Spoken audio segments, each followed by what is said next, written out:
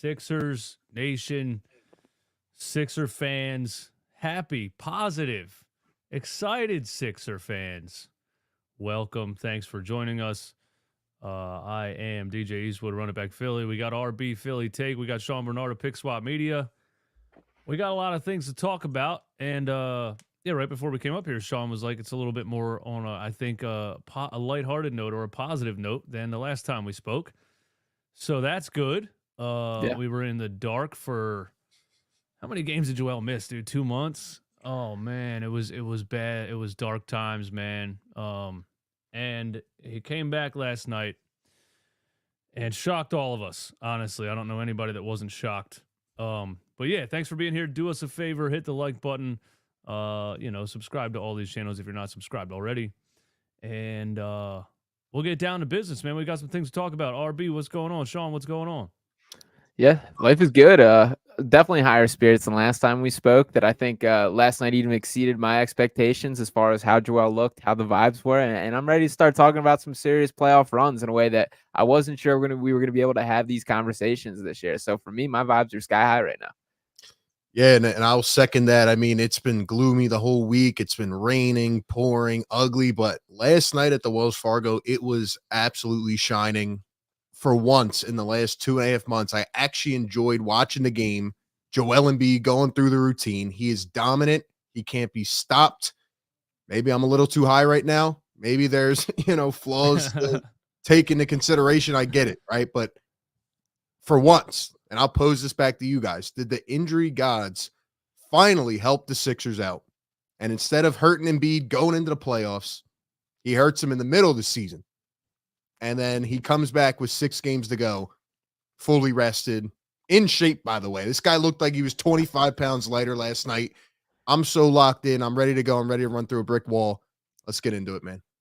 Yeah, love it. And the fitness, I guess, will come a little bit, that he absolutely looks slimmer, which I think is a big deal. He was clearly winded by the end with the hands on the knees, and that's going to happen when you take 2 months off, especially when you're 285 pounds or whatever that he's weighing in at. And even as much as like you want to be on an exercise bike or zero gravity treadmill or whatever, there's no way to replicate true basketball pace in that way. So it's good that he does have this little ramp up period. But I'm with you, RB, that I think if you were to paint the best outcome for the Sixers from an injury standpoint for Joel Embiid, it's likely him getting hurt when he got hurt. That this little ramp up period for him to go into the playoffs fully healthy for really the first time in his career. The only other real argument there is after the bubble, which during that stretch was without Horford on the team and Ben Simmons with a broken back. So can't even really count that as a legitimate chance. So I'm gassed up. I think this team's ready to run with him. And I like that he's kind of taken on a little bit more of a leadership aspect, saying that I think this team is ready. And that's essentially why I returned.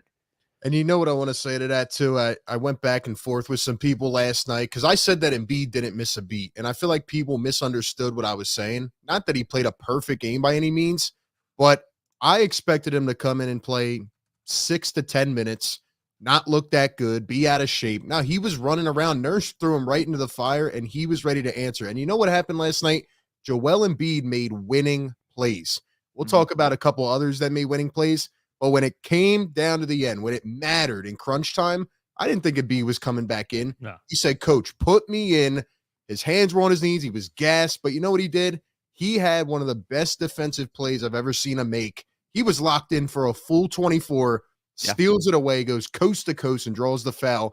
And it just showed me what the Sixers have missed for the last 2.5 months, the ability to close out games. And it's because of Joel Embiid and his magnitude, and he helped win that game last night. It was incredible. Yeah, without him out there in that last possession, maybe somebody just drives to the basket like they've been doing since he got injured and just does gets a wide open layup probably, or an offensive rebound, So yeah, just that one play is such a microcosm of just what he brings to the table and how much he changes the team. Yeah, let's get into it, man. So yeah, let's start with first impressions of Joel Embiid's return. My first impressions are, again, just like you said, I thought it was incredible. I expected him to come out and get some conditioning and jog up and down the floor and maybe sit down in the second half. I didn't, especially once the game got close and like you said, it was 4 minutes left and he came back in. I was like, wait, he's coming back in? That's really happening? They're really trying to use him to attempt to win this game. I just thought they were going to use the last couple of games of the season to be like, listen, We don't really care that much to fight our way out of the play-in. We're going to live with where we are right now, and we're just going to get him back in the swing of things. For him to be a major part of dragging the team to victory was just it blew my mind. I didn't see that coming. My overall assessment of what he looked like, he was definitely tired. He was definitely winded. And anytime you play basketball after not playing for a couple of months, it's that first wind. That first 5 minutes you're running, it feels like you got punched in the chest. And you could see that from him. I think Nurse took him out I think he was only out there for 4 or 5 minutes to start the game when he came out the first time.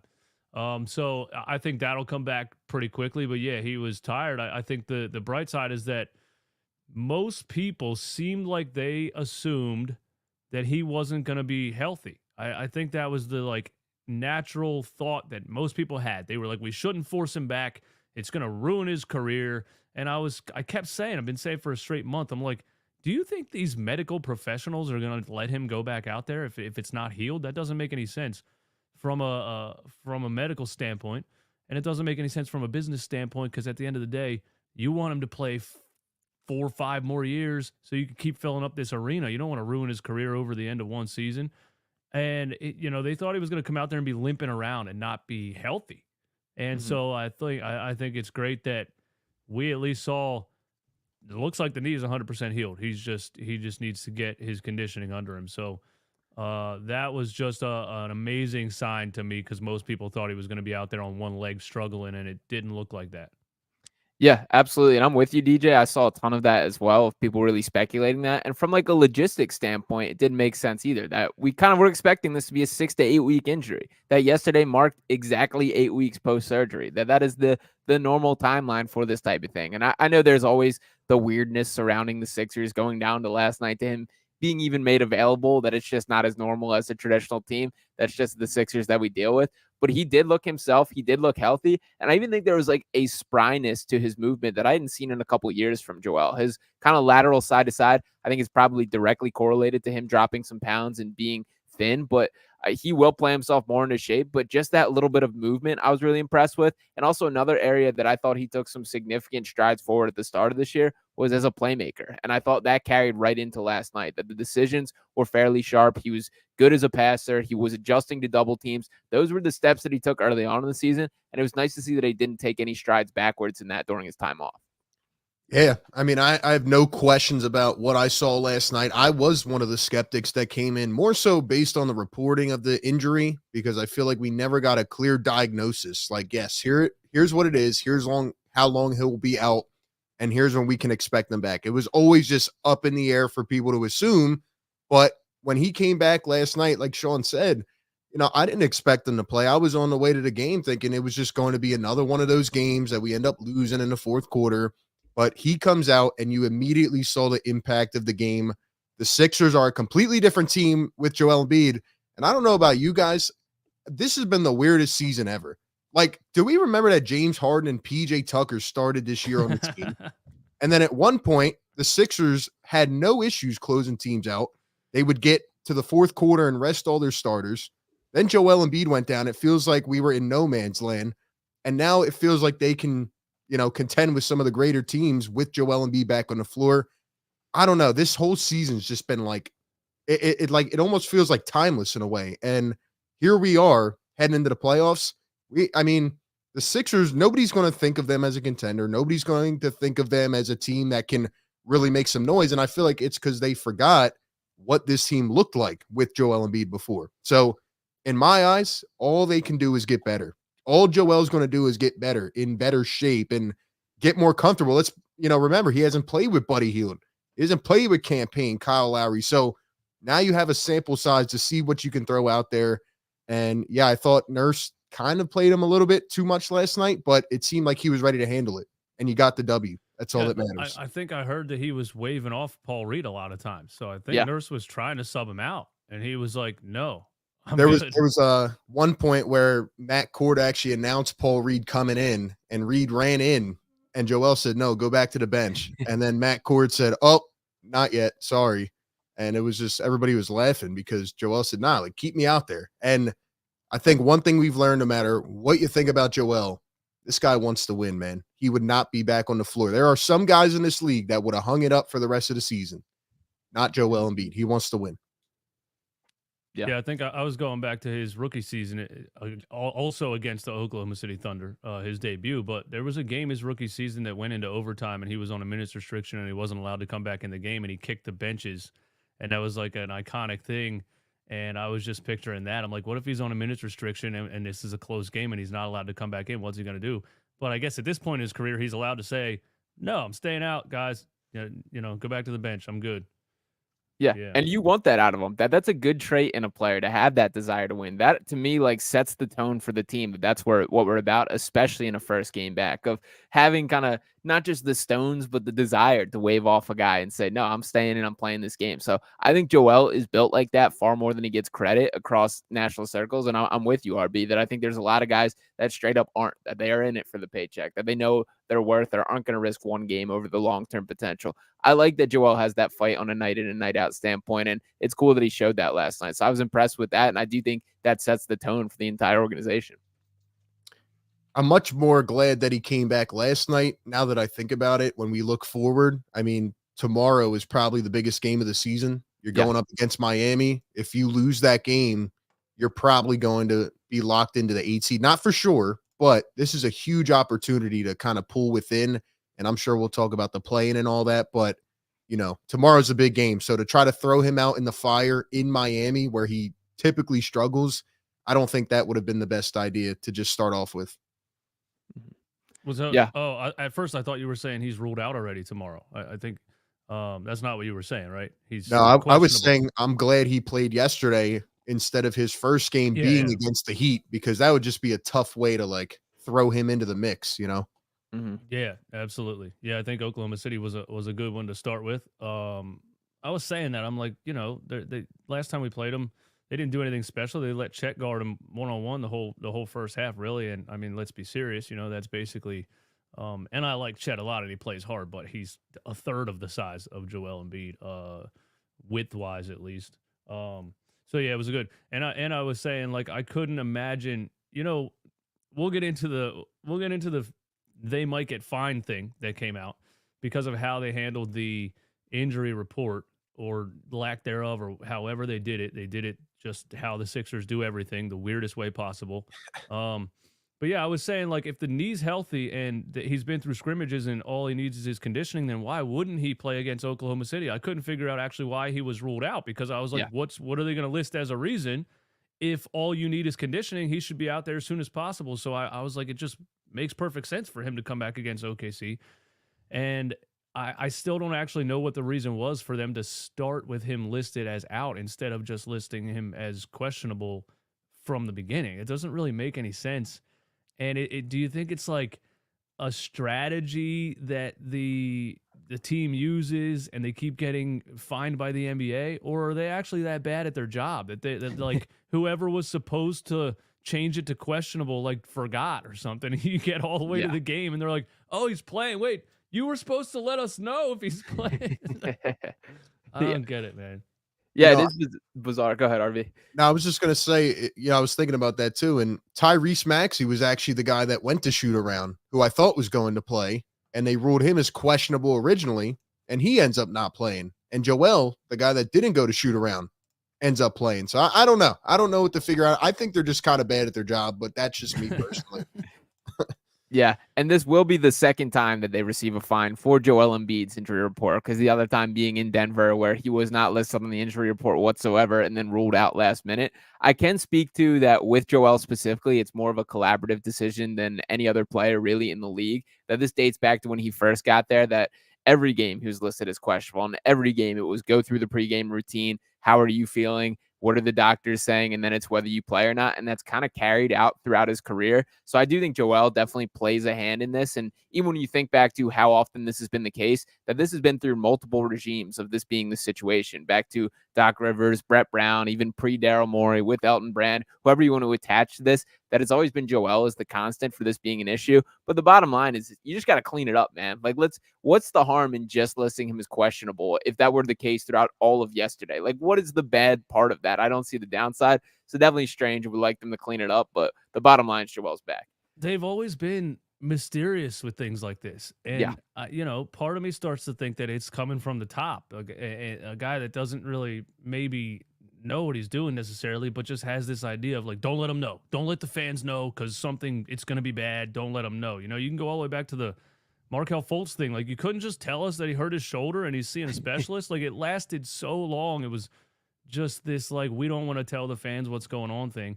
And so, they just, why wouldn't they do it that way? That's exactly how they did it. So this was from Tim Bontemps on the Hoop Collective. The Sixers are going to get fined. I would say I feel pretty confident in saying the Sixers are fully aware and comfortable with the fact that they're going to get fined. And you know what? Joel Embiid's playing again, so it's worth whatever fine they have to pay. Couldn't agree with that more. Yeah. But it's just funny that this is the way that they handle things. So unnecessary, but I do agree with the sentiment there that at least Joel Embiid's back, and you know what, that is the bottom line here. And I do hope that he suits up tomorrow against the Heat. I saw he's listed as questionable on the injury report officially, and I know Embiid spoke post game that he wants to see how the knee responds, which obviously is completely fair. And if there is any sort of swelling or something like that, that changes the conversation greatly. But the bottom line is, I think my biggest concern is this guy playing himself in a legitimate shape, and that's only going to happen by him continuing to get on the court. So I would like tomorrow to be another one of those examples, especially with it's going to be a full playoff atmosphere down there. That you're not wrong, RB, that this is the biggest game of the season for this Sixers team, especially as they chase in the standings. And the Heat, who in my eyes are probably the second scariest team in the East right now, despite what the standings say. So I'm pretty excited about tomorrow and hope Joel is on the floor. Sean throwing out some tidbits there, but whether I agree or disagree, I agree that tomorrow is the biggest game of the year. And I'm a bit worried because, like you said, Joel's on the injury report, but not only him. I saw Tobias is on there as questionable. Maxi's questionable. Rocco, Melton. Like, are we going to get one of those, like, before the game updates again that these guys are playing? Are they not? Are we worried about Tyrese Maxey? I mean, guys, we got 6 games to go. Like, Tyrese, you have to be ready to rock. And even before he played a couple games ago, he was not really looking that hot. So yeah, Tyrese, okay. We need everybody. We will need everybody come playoff time. But then again, you're trying to lock up that 6 or 7 seed. So it's like, where do you draw the line? Do you just kind of sit back and say, yeah, we'll take the 8 seed, or do you try to push for it? I think tomorrow night is a big determinant in what happens. Yeah. Well, I noticed you threw Tobias Harris in there as sort of a negative, like it was part of the oh no, we're gonna play without. No, I will say that yesterday, I was hard on him because of what he did at the end of the game. That's just what he does at end of games. As soon as the pressure gets the highest, it's just it's really unbelievable. I'm like, how the hell do you airball a 13-foot jump shot inside the free throw line? But he, the more I thought about it a little bit later, he was kind of the reason we were in the game with the way he was shooting in the first half, or a big part of the reason we were in the game. But so that's, I want to comment on that though. Like, again, I don't want to take anything away from Tobias. He had a pretty decent game yesterday, but I was just watching the little things that you see up close. Like, he's shying away from the ball in big moments. And we'll talk about Kelly. That's fun. I don't want him to touch the ball in big moments. I agree. But continue. It's frustrating, man. Like you said, like those 2 shots back to back were like really momentum swingers, and to miss as bad as you did, it almost sucked the life out of everybody sitting around me. Everybody's just like, they let out an like, damn, man. But thankfully, somebody on the playback said they were booing after the second one, the 3-pointer that hit off the backboard. We all were booing because we were like, Tobias, at this point, just get out of the way. And thankfully, the Sixers have another player on a minimum contract who, in my eyes, should have been re-signed last night. I would have went into the office and said, Kelly, we want you back for 3 years, because he's just phenomenal, man. 17 points in the fourth quarter. I didn't even know that when I was there until this morning, but holy crap. Like, 17. Kelly is a winner. Yeah. He's a winner, man. Like, he made winning plays. Just like I said about Embiid, Kelly impacted that game, man. He's just phenomenal, man. And I'm just happy that he's on this team. I really am. And I think he should be the third option. Yeah, He is. 4 of 7 from 3 yesterday. Defensively, he's jumped off the page to me all year that he's been far more committed on that end of the floor than I expected coming in. And there's a play that I tweeted out that really stood out to me last night from Kelly of him going through a pick and roll with Embiid and then hitting Embiid almost like Harden used to do on a little just backwards pass layoff. And it's like, if that's clicking in Kelly's head right now as a playmaker, like this dude is locked in and ready to be a core part of this team. And he's outperformed his contract by a major margin all year. That's no surprise. I'm with you, RB, that I'm bought in and ready to make this guy a long part of the team. I mean, I have a pretty high tolerance for guys like Kelly that they're just going to compete their ass off all game. And that's what he's been on a night-to-night basis, that I'll take a couple of the poor shots or bad heat check shot decisions that you're going to have to live with. But his competitive nature, the way that he brings it every single night, I love on this team. And the athleticism is the real deal. I'm all about Kelly Oubre and 100% with you that I want him on a part of this franchise. And you know what it is we saw Kelly at the beginning of the year. Remember what his role was, right? Just kind of like trying to find his feet in this team. And the recognition for him to come out with Embiid out and say, you know what, even though I'm not the guy that should be stepping up, let me go put up 25 to 30 a night. Like, I have so much respect for a guy that's willing to put his body on the line like that, who's not even extended long-term. Like, he's playing for a contract, and maybe that kind of feeds into it, but like just the competitive nature to recognize that and say, I'm going to be the guy. Like, he's just awesome, man. And I hope they keep him around long-term. I also think it's easier to deal with some of the things that Kelly does because we've seen a couple players over the course of the last 5 or so years now that lack confidence. Yeah. And, you know, there's just been this, oh, we need to get his confidence up. Oh, we need this. And I'm me watching basketball my whole life. I'm not used to those kind of conversations with NBA players in the first place. So you see a guy like Kelly Oubre, and when he chucks a 35-foot heat check, you're like, I like that. I appreciate that you are that confident that you are like, I'm shooting this shot. And, you know, yeah, sometimes he attacks a triple team and doesn't look at around at all, but it's just, yeah, it's like you feel like he earned it because of the way that he plays the game. You know what I mean? So, yeah, I completely agree with that.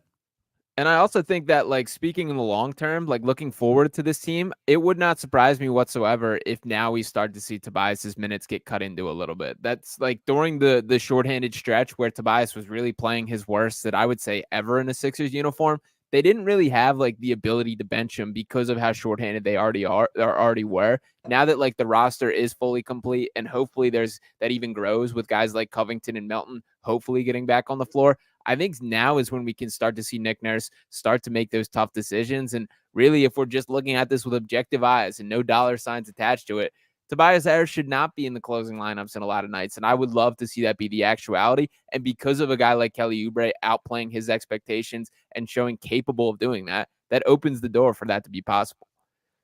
That's what it's going to take for this team to have playoff success. And if, you know, nobody else will say it, we have to. Like, Kelly Oubre has earned that role.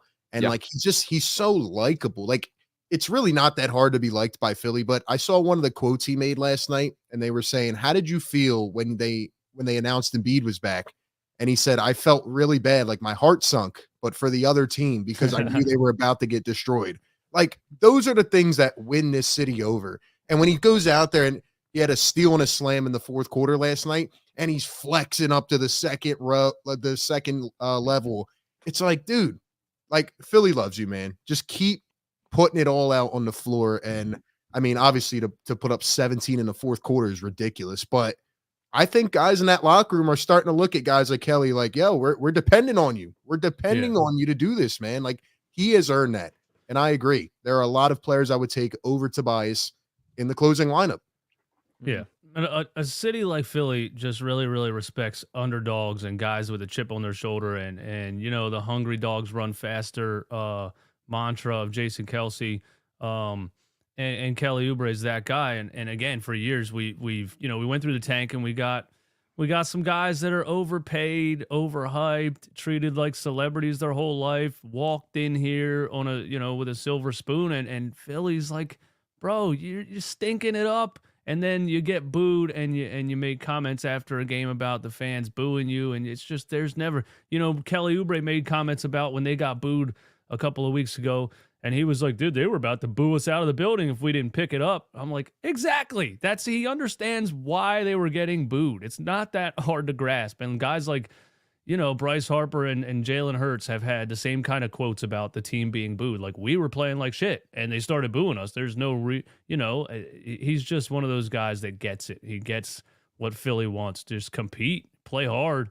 And yeah, if you guys are trash, we're going to boo you, but don't fight back. Just accept it. Look in the mirror. Yeah.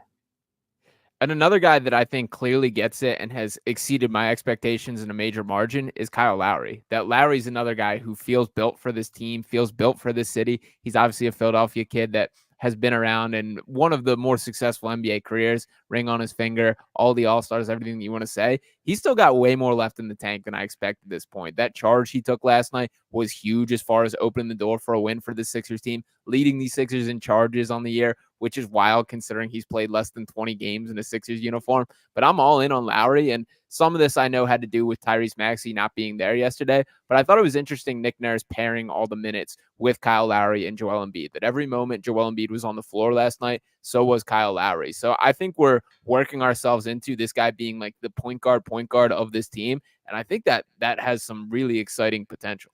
Oh, absolutely. And while we're giving flowers, one guy, I will say it, I was wrong. Cameron Payne is a bucket. This guy is a baller. And you know who led the Sixers in rebounds last night? Cameron Payne. He had 10 rebounds. This guy's 6'2". Realistically, he's listed at, I think, 6'3". This guy wants to win, man. He's another guy that gets it. And I think there's a lot of interesting dynamics, whether it's Buddy and Joel, Kyle and Joel, Maxey and Joel. Like, there's a lot of different combinations. Even you said Kelly and Joel. Like, the Sixers are about to get crafty. And I just think Nick Nurse, realistically, has not revealed all his tricks yet. I think there's a lot he's saving. And when we get to a playoff series, for once, Sixer fans are going to see we have a coach that can give us an advantage, not pull us back in a series. And what coach other than maybe Spoelstra are you taking over Nick Nurse in the East right now? Like, I think Nurse is about to coach laps around these guys. And that's really why I have been saying the Sixers are going to be a dark horse, because Nurse never has gone down easy in a playoff series. We're going to see things that we have not seen yet. And I'm excited, man. I believe it too. And you saw a little bit of it when we played Miami. They were undermanned, we were undermanned, and you could see the back and forth chess match of their counters and their moves. And we've never seen anything like that in this era of Sixers basketball, of a coach countering another coach's counter and them just having a chess match on the floor. And he outcoached Eric Spoelstra in that game. So I agree with you on that. The Lowry and Embiid, I think we're getting towards like. So a couple of months ago, maybe before the trade deadline, we were still in this like, who outside of Tyrese Maxey is going to step up and do anything? And now I feel like we're getting to a point where there's like 3 or 4 guys stepping up, and it's almost the opposite, where it's like, who's going to play at the end of the game? Because this guy's playing so well, and this guy's playing so well, and there's only this many spots on the floor. There's only 5 guys to finish the game, and that takes me back to Sean, what you were talking about with Tobias Harris. Because last night he was playing well in the first half, so I get that. But do you honestly see, like, say he's 0 for 10 in the first half? Do you honestly see him on the bench to close out a game? Because for some reason, I just feel like he has immunity when it comes to that because of his longevity with the team, the contract, all those types of things. But yeah, if Cameron Payne has 15 in the first half and Buddy Hield's having a good shooting night, you get to the end of the game, you got to have one of those guys out there, I feel like. And Nurse has some things to figure out. I just feel like the Tobias Harris not being able to be put on the bench in the fourth quarter is going to hinder some of that potentially great fourth quarter lineups when certain players are hot. And I would love to feel like if he's having a bad game, Nick Nurse is going to say, I'm doing what's best to win this game. What do you think? Yeah, it certainly feels that way, that he does have immunity, that this is a guy that he's always been the guy that's been allowed to play through whatever, be on the court through whatever. This is why we're trusting Nick Nurse, that it has to happen this year. And with Tobias specifically, my argument has always been against Tobias, that what is his defining trait for why he needs to stick on the court? What is the reason? What does Tobias bring to this team that nobody else does? My fault. I glitched out a little bit there. But No, For I was laughing because I can't Yeah. find the answer Oh, there. got you, yeah. There's nothing he does great.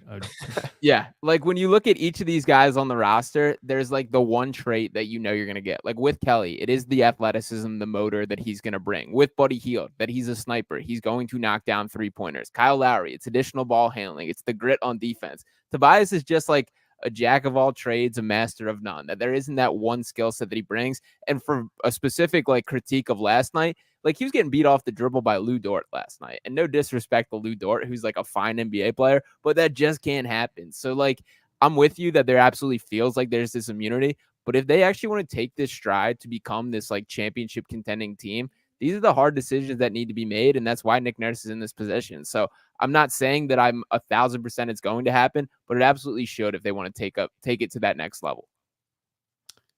Yeah, I would probably keep Tobias. Like, I would cut his minutes in half if it was up to me. Just let him come in during like certain spots and try to like, because really, let's be honest, Tobias racks up those dead points. Like, I never really, see him drop 17. It's like, oh wait, he has 17 points in this game.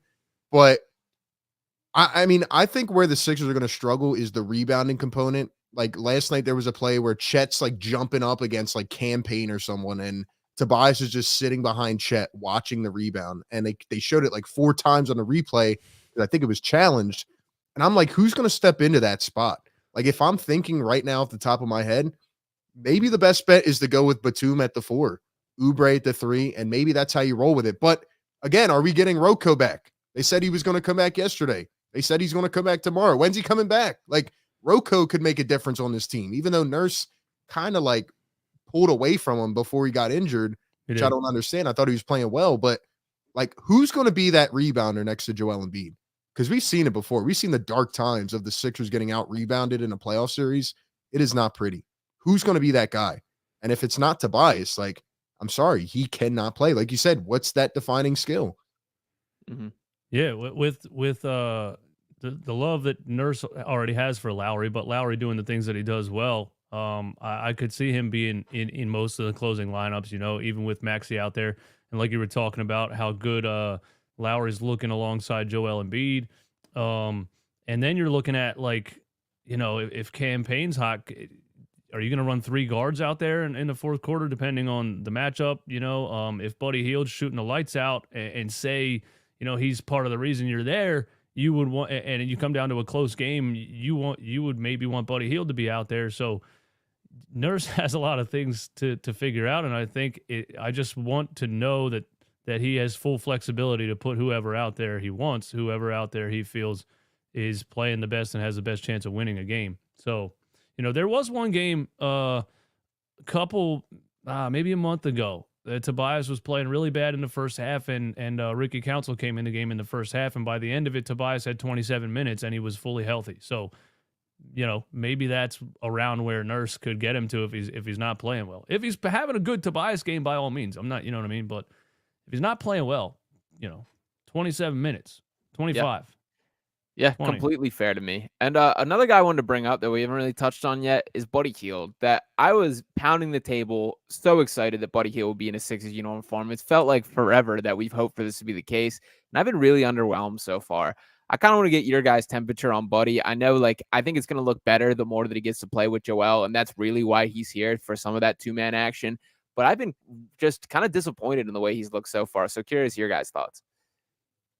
Yeah, I mean, I can't argue against that. I've expected more out of Buddy Hield. I know everybody keeps saying, wait till Joel comes back, wait till Joel comes back. And I know there's games where they don't get him enough touches to kind of get him in rhythm. But even the things we saw early on from Buddy, like his playmaking ability or driving to the rim, a little more than we had expected, all that just went away. He had 10 assists one game.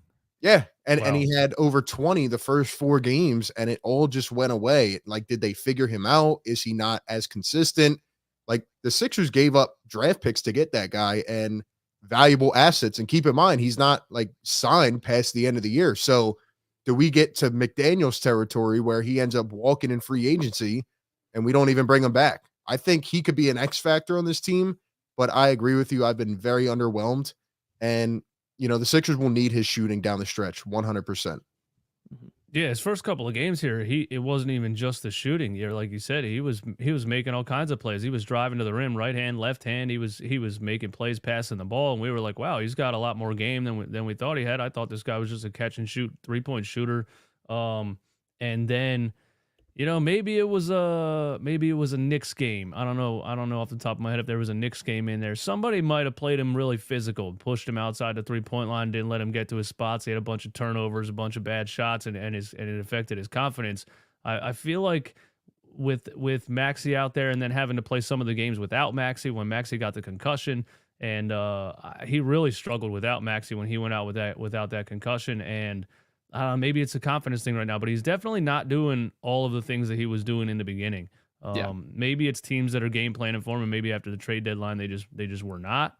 But I also don't see a lot of like called action for him. Last night I did see one that I remember off the top of my head that it was a Lowry Embiid pick and pop, and then Buddy came around a dribble an Embiid handoff, and he got to like a mid range jumper, and you get him going downhill and he can step back. He can stop and pop the three. He can get to a mid-range, whatever.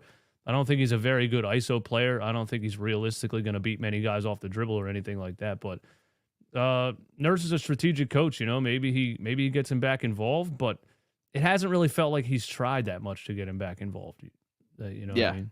Yeah, I would agree with that too. And I guess specifically what I've been disappointed in, I think the number one thing that's jumped out is everything feels a little bit slower with Buddy Hield than it should. That the decision making, the willingness to let it fly, and even in that DHO last night, which I want to see more and more of that can be incredibly efficient offense. We've seen it with JJ Redick, Seth Curry, and I pounded the table and argued that I think Buddy Hield could be a better overall basketball player than either of those guys. He at least can hold up defensively more than either one of them can.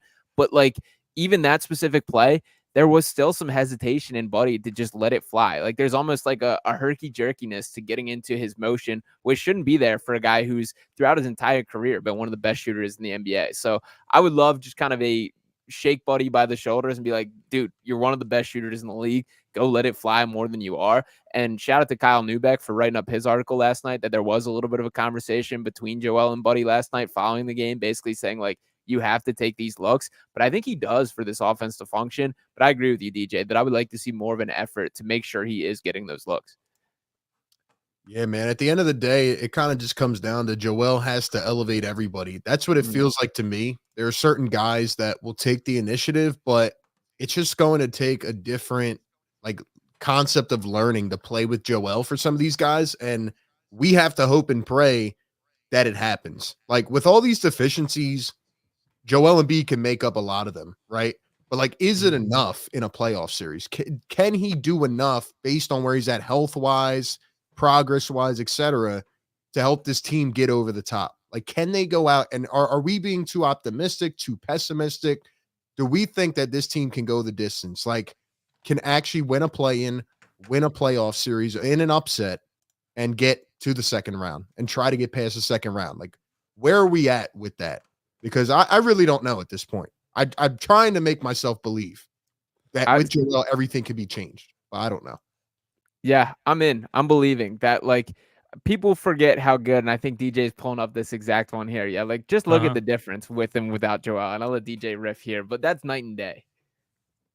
Yeah, I was just pulling that up because you started talking about it, and I wanted to pull this up eventually. Anyway, the fact that so with Joel Embiid's return last night, this is how they looked with and without him. With Embiid, they were 27-8, just top of the league in offensive in points per game and offensive rating, and sixth in the league in defensive rating. And I want to point out that this was with Marcus Morris and Patrick Beverley, and I mean the only point guard on the team really was Tyrese Maxey. Yeah. So the math there says that's a 27-8 record with Embiid. It would have had Philly on a pace to win 63 games this season. Then you add Kyle Lowry, who gives Tyrese Maxey more freedom and is probably better at. I loved what Maxey was doing with Embiid in the beginning of the season, but I'm gonna say Kyle Lowry's probably better at the pick and roll game just off of his experience with Joel. You add him and Cameron Payne and Buddy Hield to that, and I have no reason to believe that every team in the league is going to have trouble stopping this team if Joel's healthy. Yeah, one of the numbers that jumps to me there is look at the 3-point percentage. 38.1% with Joel, which is tied for 5th in the league, and then without him 34.8%, which is tied for the worst. That's gravity. That is creating shots because he demands such an attention from the defense. And that's where guys like Buddy Hield should be able to step up. I think this number is only going to go up. I saw DJ you tweeting kind of the splits for each player. That is super impressive how just night and day it is with Joel Embiid there. And that's what a true superstar does. That is elevating everyone around him. That is creating looks. And because he is going to continue to command 2 and 3 defenders on an every play basis, which was the case last night in his first game back and will continue to be. That's where guys can capitalize. And it does feel like this year that they have guys that can punish teams for that in a way that past years they just didn't. So I don't want to be like the only negative Nancy here, whatever. I'm just trying to play devil's advocate a little bit, right? So the way I'm thinking about this is, all right, 2 things. 1, in a playoff series, and this is the first question, have we seen enough from Tyrese Maxey to think that he can go out in a full playoff series and be the consistent number 2 option? And then the second thing is, if the Sixers get into the play-in and it remains the way it is now, 1, can they beat Miami in Miami? And then 2, if they lose that and win the second play-in game, what do we think they do against Boston in the first round? You know, it's kind of a tough path to getting to where they want to go. Mm-hmm. So that's kind of how I'm thinking about it right now. But I think they have a shot to compete with anybody because of Joel Embiid and his magnitude.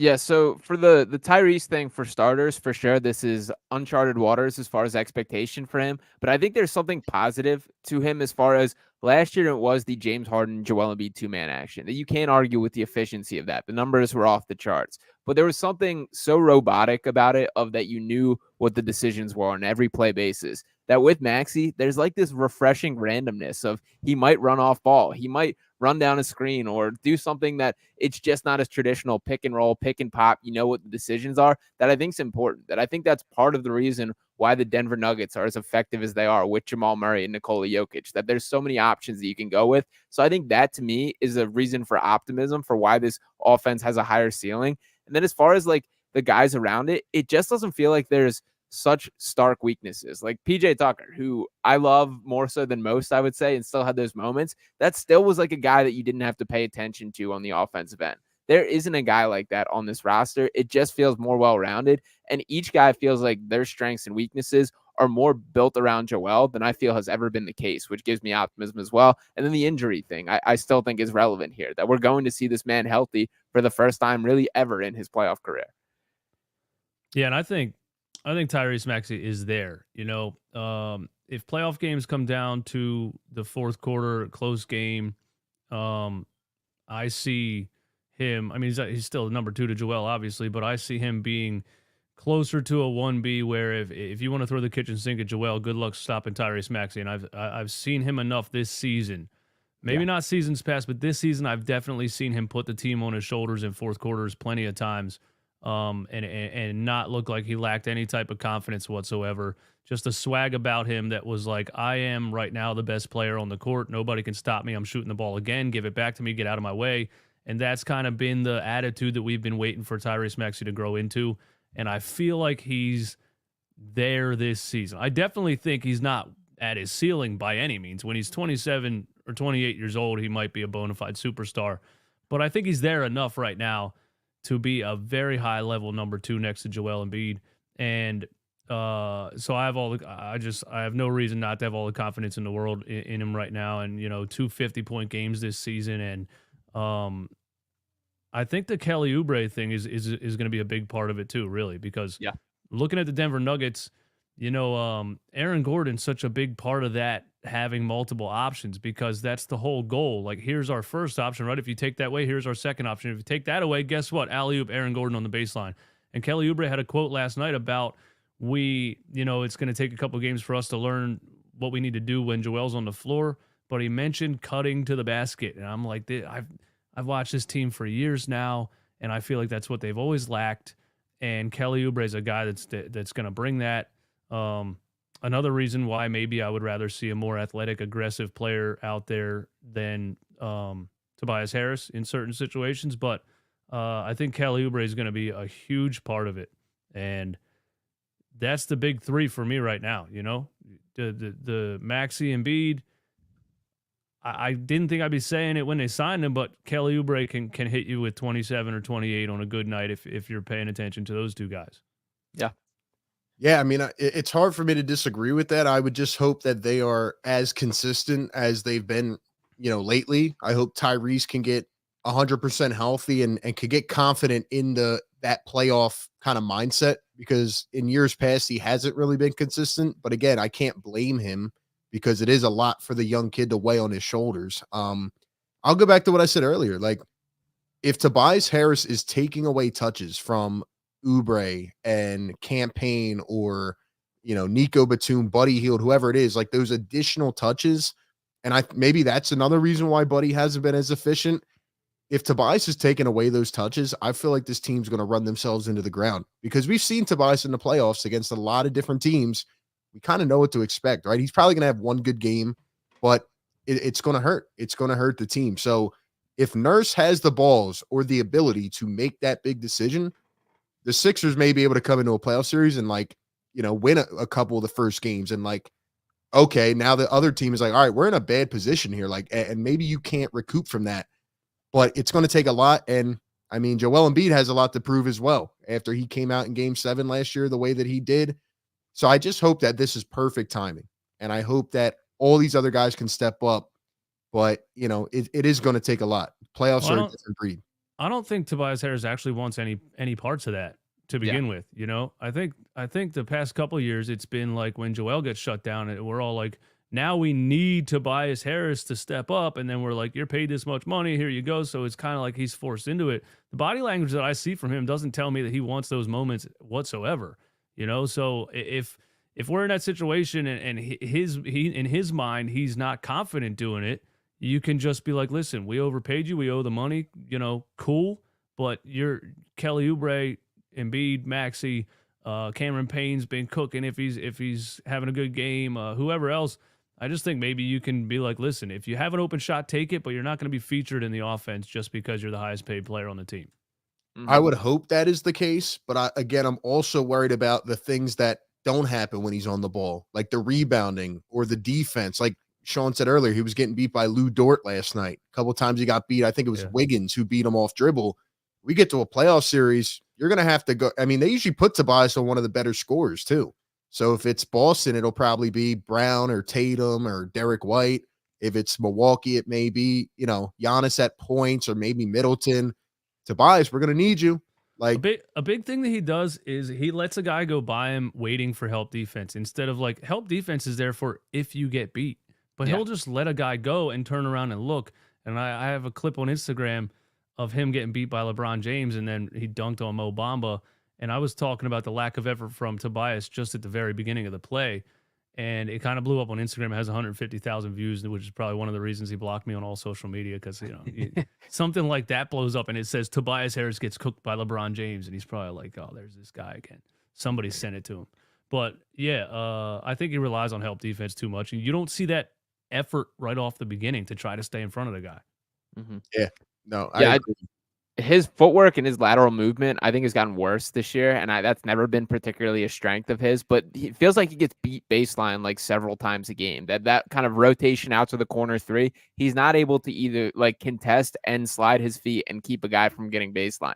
Feels like he can't do both, and that's a problem. And that's really going to be like put on display on the playoffs. The teams are going to circle that if you can't prove to stop it. And this, once again, is just another reason on kind of the assurance of that's something a guy like Kelly Oubre absolutely can do and has shown he can do at a high level. Guy like Robert Covington, if he's back, absolutely can do that and at a very high level. So I am very fearful about kind of the outlook for both Melton and Covington, the fact that it has been both radio silence, but both those guys are players that I think would be impact playoff players and play high-level minutes for the Sixers team if they are available.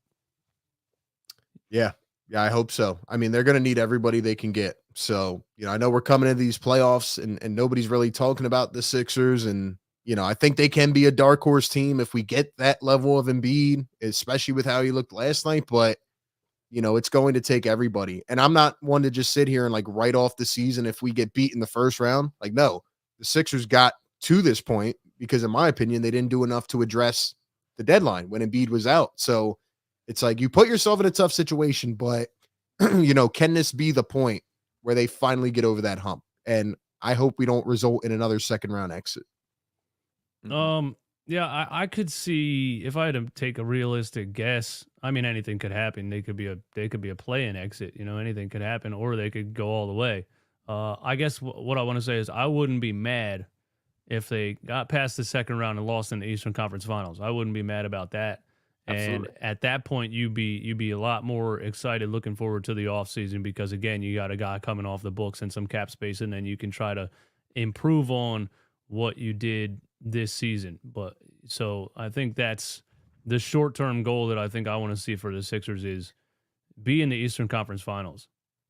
And one of my reasons for optimism for that is I think the East is a lot weaker than people are acknowledging. That the Celtics are a team I'll throw on a little different pedestal, that they're absolutely the best team in the East and have played like it from start to finish this year. They got a ton of playoff experience, can beat in a variety of ways. The Celtics are good. But when you look beyond that, the Milwaukee Bucks, I mean, we got Doc Rivers blaming the travel staff for the reason that they lost and they're losing in road games the other day. The Cleveland Cavaliers, we've seen the Sixers team beat them twice without Joel Embiid. Orlando Magic are super young and don't have enough shooting. I don't love the way that roster's constructed, even though they've been playing very good ball. The Knicks have been hurt. The Pacers played far better ball in the beginning of the season. Like, each of these teams have flaws, is my point. That, yes, the Sixers aren't perfect, but neither are all these teams in front of them. So give this team a fighting chance. Yeah, I missed that. I missed that Doc Rivers one. Somebody mentioned it in the Discord, and I forgot to look it up, but I didn't see what he said. What did he say? Let me get the exact quote here. That was a great. Because we've been saying we said for 3 years this guy just has a loser mentality. Like, he always gets up there and makes excuses. He blames traveling back to backs. He blames the NBA schedule. It's just really unbelievable. The things that he says in press conferences after losses, but I didn't hear this one. I'll tell you guys this while Sean looks it up. Speaking of Doc Rivers, it did hurt watching Isaiah Joe just drill threes last night and how natural it looked. Missed two big ones though. Missed two wide open ones. Yeah, he did. But I'd still would take that guy on my team if it was for me. Sure. 100%. For sure. And for the Doc Rivers quote here, so the Bucks are 18-20 on the road this season. Had a really bad loss last night to the Washington Wizards of all teams. And Doc Rivers was asked post game what he attributes this kind of road struggles to, and his quote was, "quote I've actually been sitting back and watching everything, not just our players, but our travel crew, everything. We don't bring the necessary professionalism and seriousness on the road." Come on, man! Like, come on. What? And by the way, the Bucks employees just taking ricochet shots left and right this year. Yeah, dude, the equipment managers like that 50 Cent meme where it's like, what are you saying me for? What did I do? I think we can all agree that the Bucks collapse in this playoffs is going to be monumental. It's going to be great to watch. Like, not that I'm like rooting against them or whatever, but like Doc Rivers, like, we know what's coming, right? I don't think the league knows what's coming. We know what's coming, right? They're not making it past the second round. There's absolutely no way. No coach has done less with more than Doc Rivers in his career. That it is unbelievable. And I really do feel Adrian Griffin wasn't a perfect coach by any means, but like Doc Rivers, you got to know the book by now. Like, I can't believe that this is newfound information to so many people, that this is a guy who does not enforce responsibility or hold guys accountable. And it feels great to have watched that happen midseason, and especially knowing what's coming from here. A lot of times I see the Bucks and I see them lose games like that and the Doc Rivers thing, and then I say, how are they still in the second seed? But anytime we play the Bucks in the regular season, and I don't want to go all NBA conspiracy theory here, but I'll just say that you don't get they're not going to get some calls in the playoffs that they get in the regular season. And same thing for the Sixers, by the way. Joel Embiid against the Who last year that were getting away with WWE in him the whole series, the Brooklyn Nets. But there's just a lot of Giannis, no travel calls, and a lot of, play halfback, plow into the defense and go to the foul line type of stuff. And I think maybe that's the reason their record is the way that it is, but kind of the reason I also still don't feel like they're a threat to do much in the playoffs. Yeah. I'm looking at these standings right here, and I want to know from you guys, because, and the chat, feel free to chime in as well. But Like, are we headed for another inevitable Heat and Celtics series in the conference finals? Because I was on the Knicks for a while and I said, oh my gosh, like when they're healthy, the Knicks may actually be able to be a team this year. And in Knicks fashion, well, they're injured, they're getting unlucky, etc. Even though Brunson's having an amazing year. But like the Pacers have been shaky. Sean talked about the Magic. I don't think they're ready to take that leap. I don't trust the Cavs at all. I think the Sixers could beat the Cavs without Joel Embiid. Based on what's happened. And Milwaukee, like we just talked about with Doc Rivers, we know that situation. Like, who's going to be the other team? Who's going to be that dark horse team? Could it be Philly or, is it going to be Miami or one of these lower seeds? Where are you guys at on that?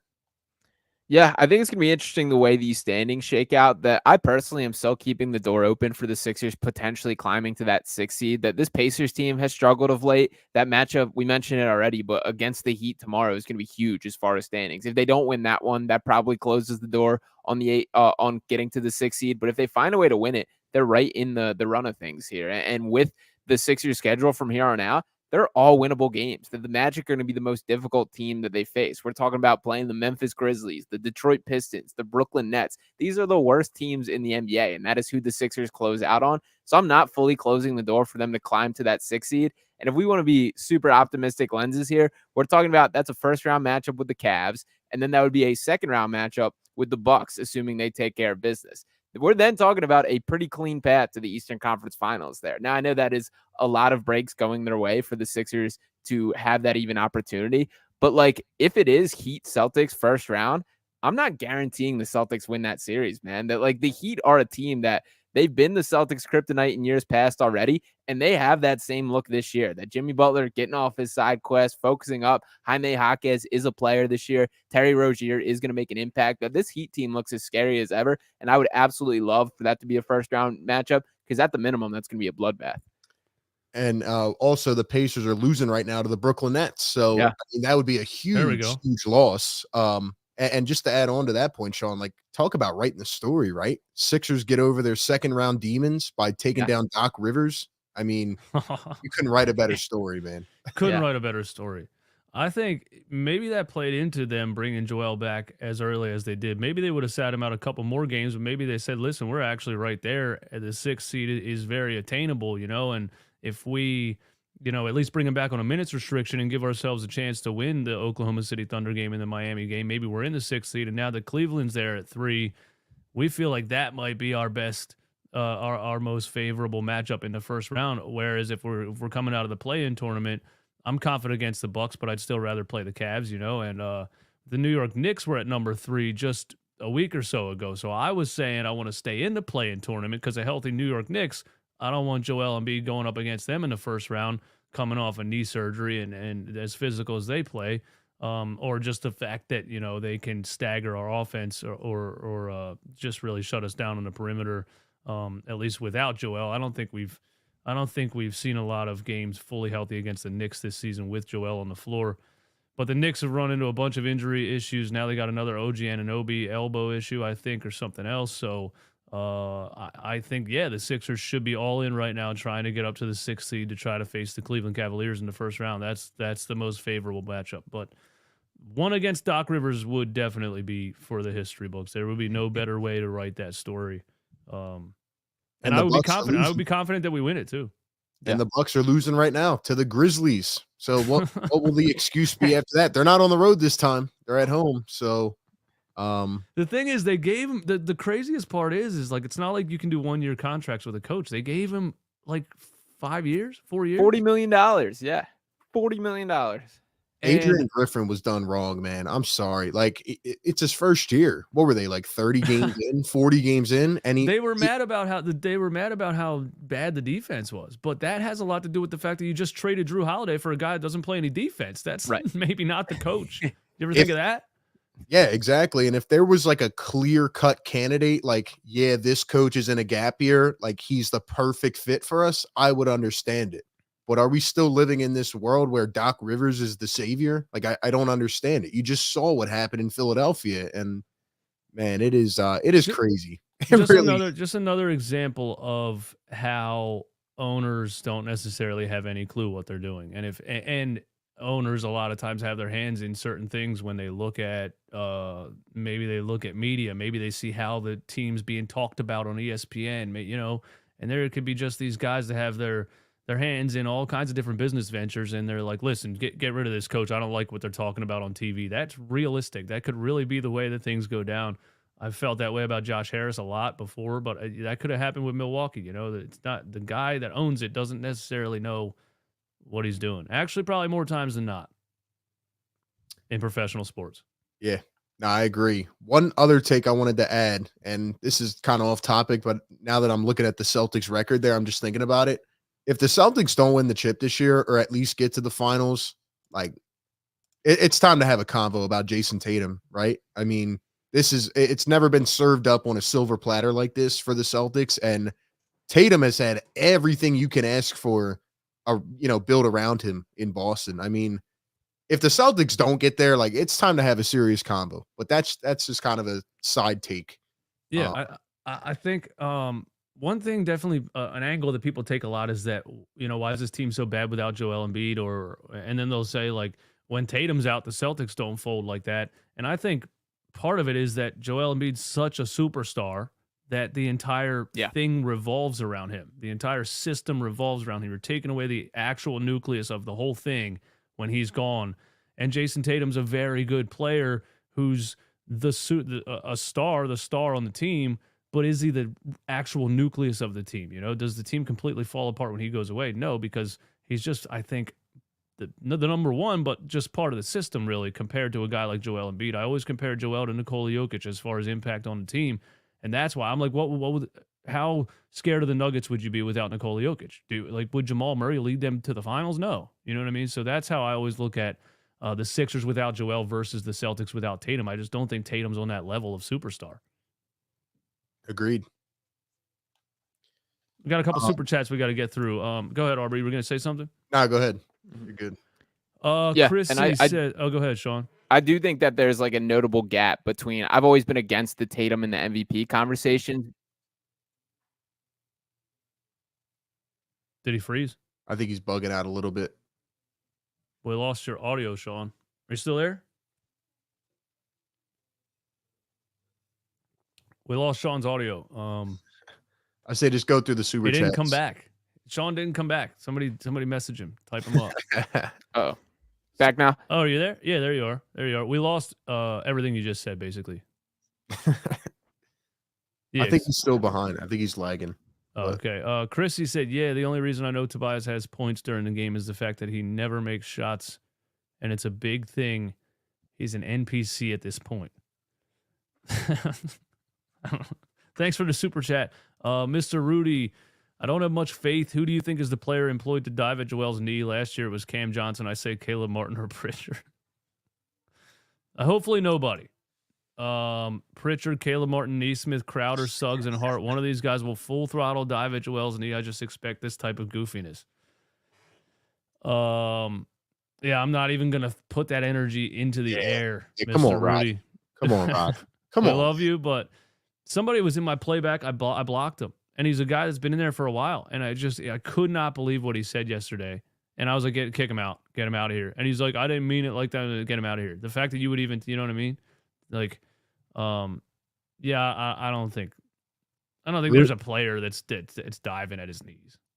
Shout out to my guy Rudy, man. He's always coming in supporting, but I'll be honest, he has turned full Negadelphian this season. I mean, even in my streams, he's saying that he doesn't believe in Tyrese Maxey anymore and he can't do anything. And come on, Rudy, you got to have a little bit of hope. Let's go. But here's the thing too, man.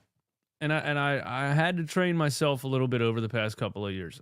A lot of people are in these Facebook groups, on Twitter, all day, every day. And I'm not saying you are, Mr. Roddy, but if you read the internet every day, you can now disease your own opinion with these insane negative keyboard warriors, and it just might not be reality. Like back in the day before social media, you didn't hear from these people. These people didn't have a voice. Now everybody has a voice.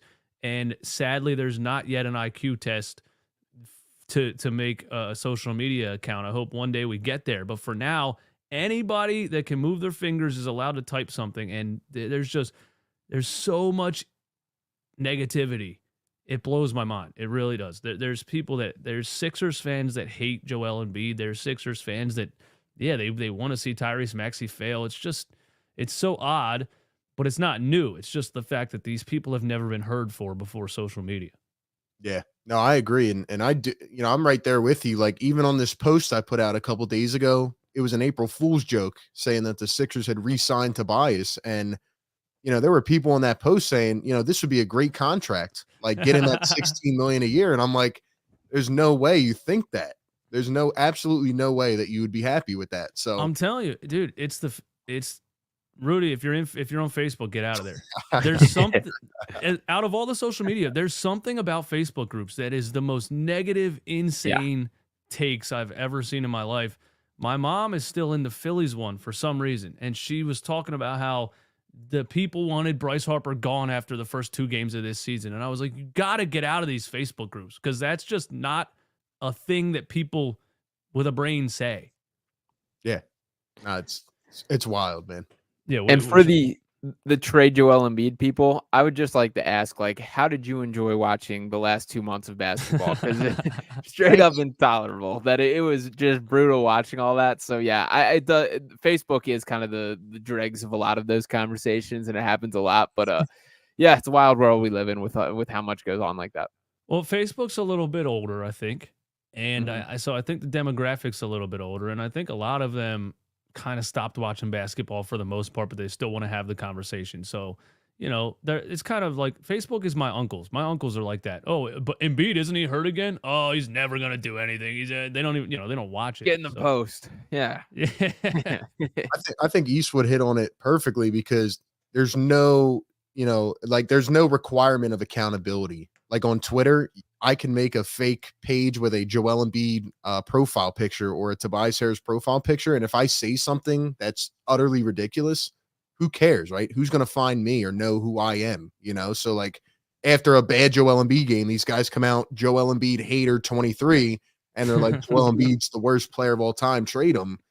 They don't have to show up and like show who they are or what they're doing. So it's like, I agree. You just gotta like block it out and that's why I love these YouTube chats and shows and things like that. Cause this is where you get the diehards, people in the chat know what they're talking about for the most part. So it's a good community to kind of build.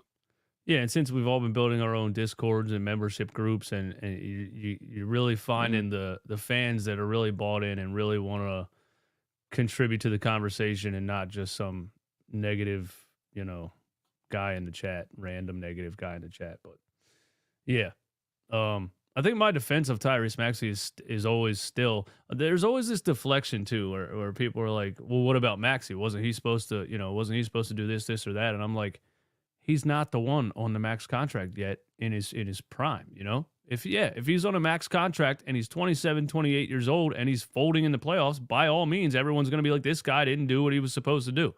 But you can't say that about him yet. Mm-hmm. And the amount of stuff he has sheltered as a 23-year-old and the experiences that he's built up already, like imagine in 4 years what he will have gone through already. It's not like it's his first time making the playoffs. Like he's been thrown into the fire, man. And another reason I have a hard time kind of holding him down against the fire is for how much he's already exceeded expectations. Like the fact that he's a legitimate number 2 option on the Sixers team is wild in his 4th year in the NBA, or him progressing at the rate that he has, adding the 3-point shot, adding all these layers. Like he's so far ahead in his developmental arc than we could have expected for a 23-year-old kid that was the 21st overall pick, that it's like, no, he's not perfect. Yes, he still has ways to go, but he's way more on track than anyone could have ever predicted at this point. And the work rate, the energy, the effort level, the way that he carries himself, everything just checks out to me. So I'm with it on Maxey and we'll defend him as well. Nick, another super chat. You said diehards. I'm a diehard Paul Reed fan. Who else agrees he should start next to Joel Embiid? We need that spacing. B-ball shooting 40% from 3. I think Paul Reed has improved in his shot, but that doesn't necessarily mean defenses respect it yet, So I don't think that really helps the spacing as of right now. Nobody's running out to the three-point line at Paul Reed, which is probably a reason that he's shooting 40% from three. If people started playing defense on him at the three-point line, maybe that percentage wouldn't be what it is. I mean, I feel like I could pull up every Paul Reed three-point attempt this season, and it's probably wide open, right? Yeah. So that doesn't really help the spacing, I don't think. Yeah, and spacing's weird because like it's kind of one of those give and take that, you know, like there's players that you're more afraid of as shooters than kind of their numbers indicate that it feels like they're better than they are, and there's other guys that you're going to force to beat you. And Paul Reed is one of those that it's like, you know, teams are going to live and die with whatever he shoots if he's on the floor in this type of situation. I will say I'm disappointed and some of it obviously due to Embiid's injury, but even dating back we didn't get to see a lot of the Paul Reed and Embiid lineups sharing the floor. I do think Paul Reed could be cut a little bit from that Aaron Gordon type mold that we're talking about to be a guy that scraps, does the dirty work, allows Joel Embiid to be the primary scorer and guy that kind of patrols the paint. So I am with it that I would have liked to see a little more Embiid and Paul Reed, at least to just see what it looks like. But yeah, I think overall, my theme is slightly underwhelmed in kind of the developmental arc of Paul Reed, that he hasn't quite taken those next steps to be that type of option for the team. But shout out Paul Reed, man. He's been playing much better lately. Yeah, shout out to Paul, and I'm glad that he gets to kind of slide back into his role of that backup five, and that we don't have to watch Mo Bamba, hopefully, for the rest of the season, because it was a tragic experience. But yeah, man, I think maybe there could be like certain moments where you throw Paul Reed in next to Joe, like maybe you need a big stop, or, you know, you're trying to run it out in transition a bit, but I don't know, man. The Sixers need to find, I think what Nick's talking about though is legit. Like they need to find that guy, like Aaron Gordon. I remember I said this to you guys before. They're missing Aaron Gordon. With Aaron Gordon, this team is a championship level team in my eyes. You have all the other fitting pieces, but where's the Aaron Gordon? And should it just be Tobias, man? Like a lot of these things we're talking about, It's supposed to be.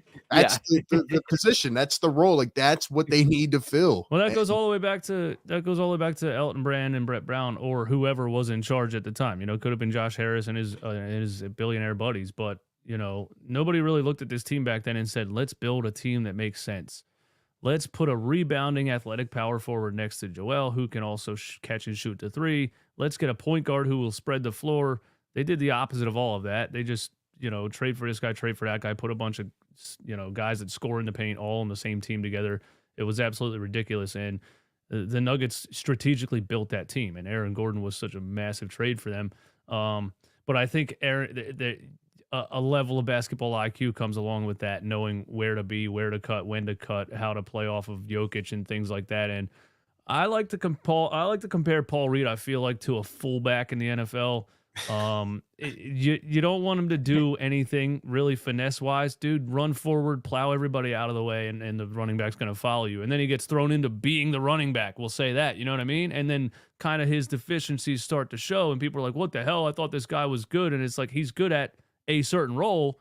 And when he was forced to be the starting center, you know, then Nurse had to figure out the Mo Bamba, Paul Reed thing. But yeah, I like the fact that he gets to go back into his role off the bench, because that's just what he is. He's that guy that's going to play hard, that's going to fight for boards, but you don't want him to be out there, you know, doing too much. Yeah, that's where I'm at with it.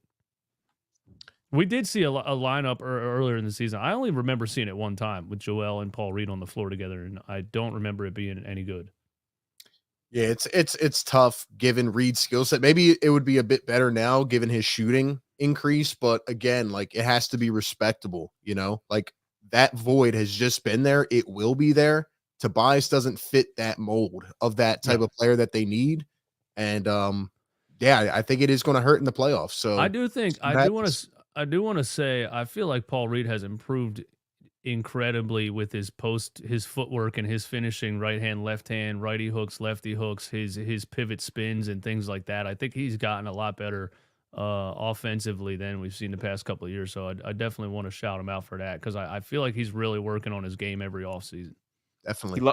He loves the reverse. That little reverse up and under is like become a go-to for him, and he is good at it. Like he finishes at a high clip. There are times where I'm just like, just dunk it, like dunk the ball, man. Yeah, make it easier. But to his credit, he does put a little sauce on it, and it has done well. So I will give him a little love that he absolutely has added to his game, and I do think that matters in the grand scheme of thing. Like the contract obviously comes with expectation for all these guys.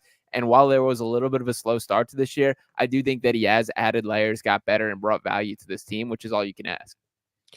And I see people in the chat saying that Kelly Oubre is our Aaron Gordon. No, he's not. He's not even close to an Aaron Gordon. Like Kelly Oubre is a amazing role player, but he's a different type of player. Like the Sixers need Aaron Gordon. They need that type of player. Take that pressure off of Joel's shoulders sometimes. And unfortunately, I don't think they have it. Maybe Rocco can come back and save the day, but I don't know, man. It's shaky.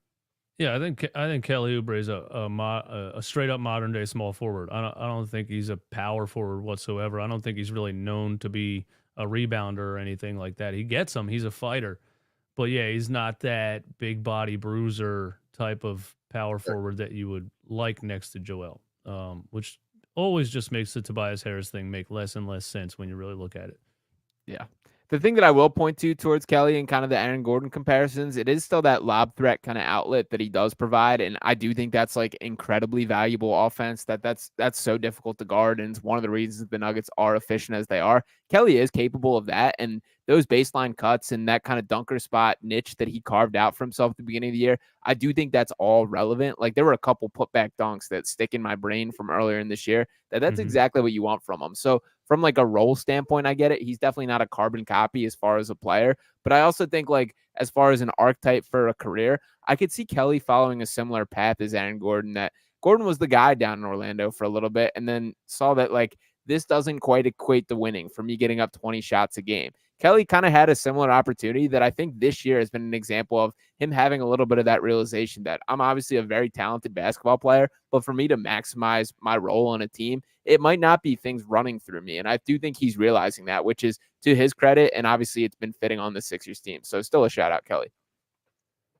Yeah, he definitely benefits from being a high level role player with not a ton of expectations. He just gets to come in and just attack. Really, that's your role. That's what you're best at anyway. Just attack. And so when he gets to play like that, you see it. You know, he might be having. I didn't look at the numbers, but is he having a career year? You know what I mean?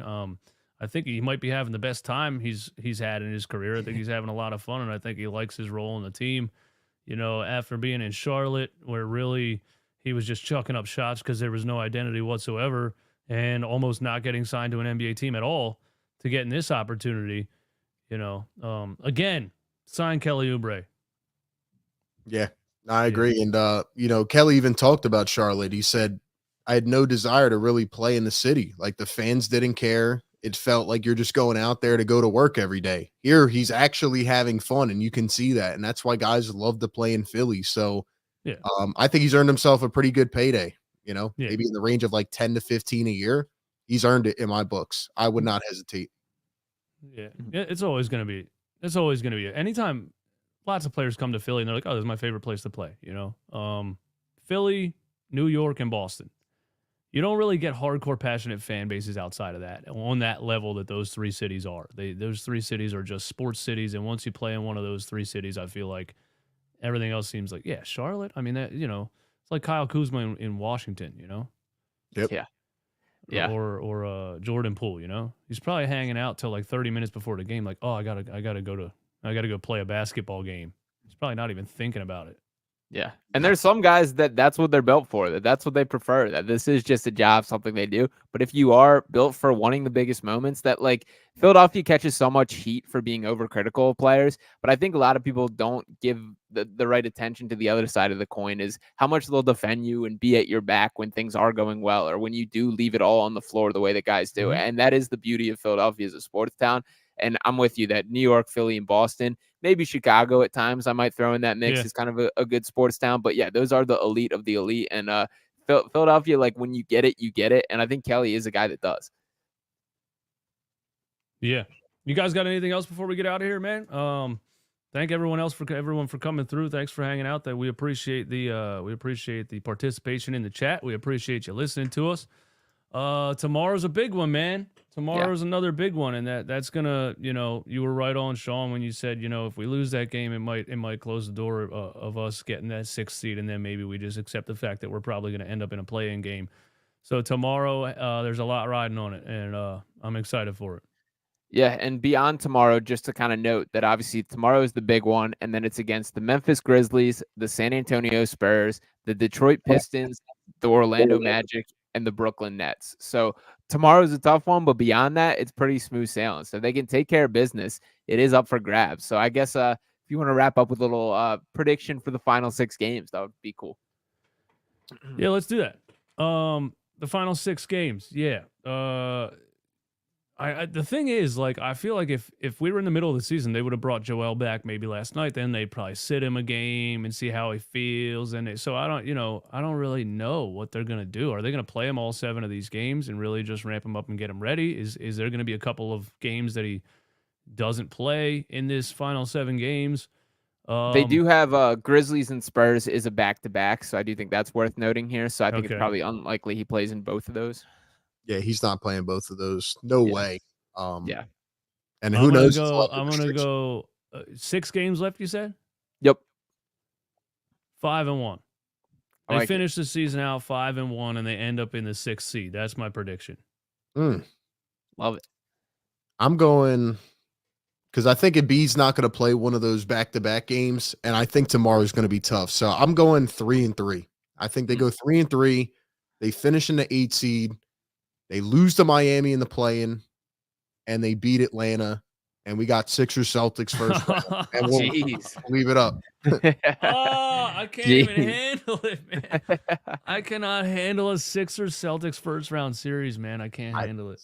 I feel like it's coming, man. I really do. And I think the Sixers can give them some trouble, but I don't know. The Celtics are tough, man. I will say, though, looking at the whole standings, like there's not many teams I trust in the whole NBA right now. Keep in mind, a lot of guys are injured too, like even in the West. Like the Thunder and the Timberwolves are at the top of the West with the Nuggets. Like I don't really believe in those championship teams. So isn't it great where we're at right now in the NBA? Because remember when every year it was LeBron versus the Warriors, and it was kind of like, what's the point of even watching the regular season? And now it's like there's so much parity and there's so much competitive nature and team. This is the first time in a while I feel like you can't point at a team and say that team's definitely getting there. Absolutely, 100% agree. Yeah. Besides Celtics fans, they think they are definitely getting there, but Yeah, as much as RB says it feels like destined for the Celtics, I kind of feel like it's destined for a Sixers-Bucks series at some point. That they have not had this kind of Giannis and Embiid clash, and you add the Doc Rivers and the Pat Bev sub-storylines to this, that it does feel like that's kind of destined to happen in my mind. I think they close this out. I'll go 4-2, and I still think they climb to that 6th seed. That I think tomorrow is obviously the big one, and that's going to be kind of make or break in my mind. But I'm pretty optimistic about the Pacers continuing to slide and that door being open. I'm feeling great about the Sixers team, and I think beyond just obviously Joel Embiid mattering from basketball perspective, I do think there's a newfound belief and emotional lift that has been brought onto this organization by his return. So I think they ride that. So I'm looking at Miami's final games. They got the Sixers, Rockets, who have been red hot. Then they play Indiana, which is a very interesting game. Like they play each other, which could determine a lot. But then they finish off with Atlanta, Dallas, and then the Raptors twice. So, you got to hope Miami slips up a little bit. Yeah, and tomorrow's the big one. That like if the Sixers can pull that one, there's 2 big ones. It's obviously Sixers Heat, and then the Heat Pacers are going to be huge games to watch for all this. The other thing that I'll note is the Hawks. Like I guess they do have a little bit of gap behind them in the standings, so it's not as important. But they're still a team that's kind of figuring themselves out. So I don't think that's a game to overlook either. If the Sixers win tomorrow, I think I agree with you, Sean. I think they end up playing the Bucks, but tomorrow's a big one. Yeah.